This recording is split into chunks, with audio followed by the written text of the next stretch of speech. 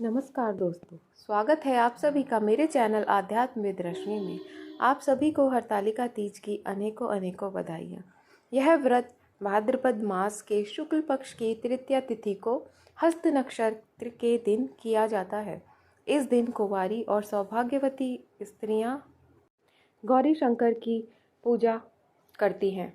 कहते हैं इस व्रत को करने वाली स्त्रियां पार्वती जी के समान ही सुखपूर्वक पति रमण करके शिवलोक को जाती हैं। सौभाग्यवती स्त्रियां अपने सुहाग को अखंड बनाए रखने के लिए और अविवाहिता युवतियां मन अनुसार वर प्राप्त करने के लिए इस व्रत को रखती हैं। इसमें शिव पार्वती जी के विवाह की कथा सुनाई जाती है।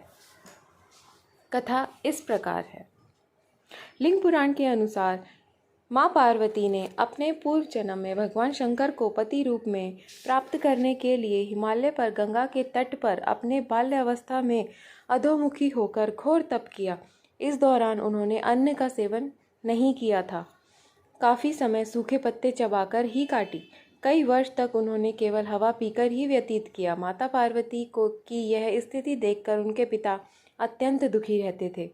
इसी दौरान एक दिन महर्षि नारद भगवान विष्णु की ओर से पार्वती जी के विवाह का प्रस्ताव लेकर माँ पार्वती के पिता के पास पहुँचे, जिसे उन्होंने सहर्ष ही स्वीकार कर लिया।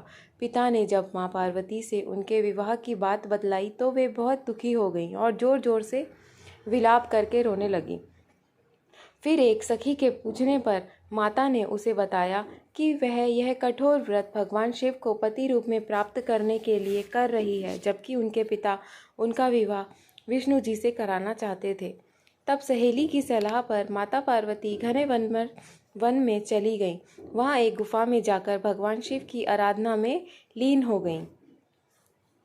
फिर माता पार्वती ने भाद्रपद तृतीया शुक्ल के दिन हस्त नक्षत्र में माता पार्वती जी ने रेत से शिवलिंग का निर्माण किया और भोलेनाथ की स्तुति में लीन होकर रात्रि भर जागरण किया।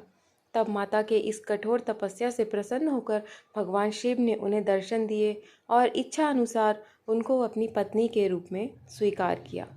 मान्यता है कि इस दिन जो भी महिलाएं विधि विधान पूर्वक और पूर्ण निष्ठा से इस व्रत को करती हैं, वह अपने मन के अनुरूप पति को प्राप्त कर लेती हैं। साथ ही यह पर्व दाम्पत्य जीवन में खुशियों को बरकरार रखने के उद्देश्य से भी मनाया जाता है। धन्यवाद।